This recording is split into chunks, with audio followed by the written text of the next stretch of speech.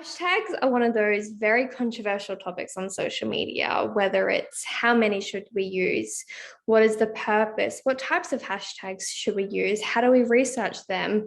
There is so much conversation about hashtags. Today, I'm going to outline what you need to know and how to use hashtags for your business in 2022.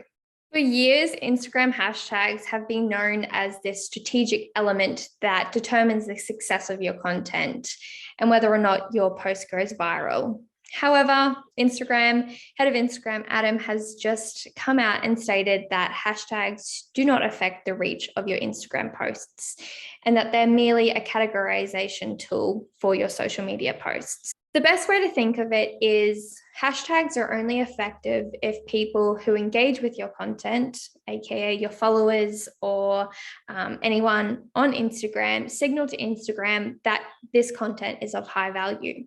And what I mean by that is when you post to Instagram, let's say, hypothetically, they then push that content out to 100 people within the first 30 minutes. If no one interacts with that content, Instagram isn't going to push it out to even more people. However, if the people are interacting with your content, if they're saving it, if they're liking it, it's signaling to Instagram that this is a great post and it's of great value and more people need to see it. So then after that 30 minutes, they'll push it out to, instead of 100, they'll now push it out to 500 people.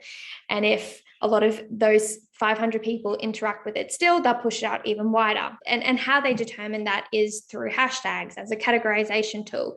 They will determine what the post is about using the hashtags, whether you are posting about travel or your small business or soy-based candles. You're going to be using hashtags that categorize that, whether it's post-related hashtags, industry hashtags, location hashtags. Instagram is then going to push out this content to people who have shown an interest in this type of content. Now, in the blog post, we have explained this in more depth. We've given you some examples and given you the opportunity and challenge to start researching these hashtags for yourself and creating a list that you can pull from whenever you post.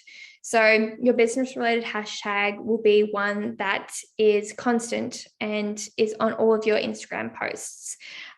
Your location/industry specific hashtag is again another hashtag that's going to be on the majority of Instagram posts.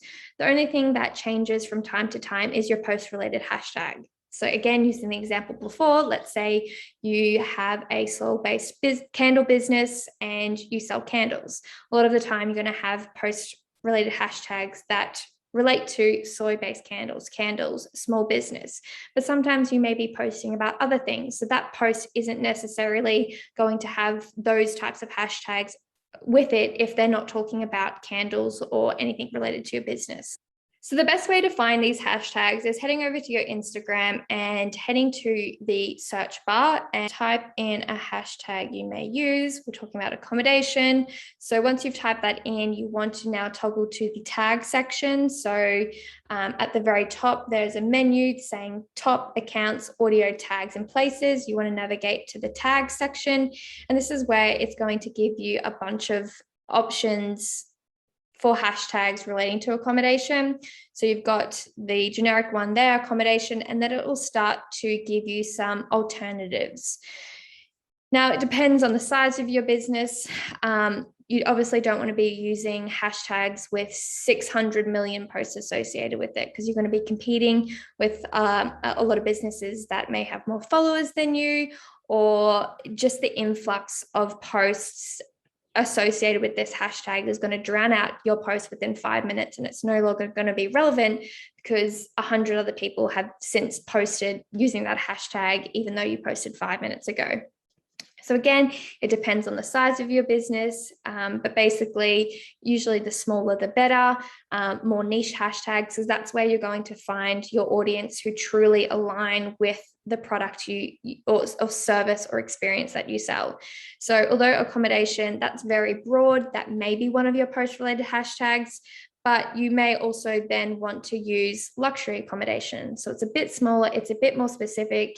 And if you are talking about your luxury accommodation, you're going to align with people looking for a luxury accommodation more so than people just looking for accommodation.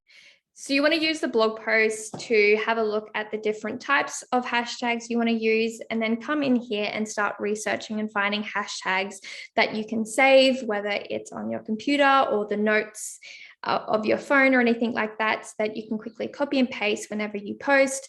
So you repeat this activity for the 3 different types of hashtags to use. Now, although hashtags is a very broad topic and there is so much to talk about, and it is very specific to each business based on the size of your business, the amount of followers you have, and so forth, it's very hard to give general advice that will apply to all small businesses. So if you do have any questions, definitely head to our website and book in a one-on-one consultation where we can walk you through this. However, hopefully this has given you a bit more clarity on the role hashtags play on social media and Instagram, at least for the time being, until they make another update that completely changes how the Instagram app works. But hopefully that's given you a bit more clarity and has encouraged you to start creating a list that you can just pull from quick and easily every time you post on Instagram.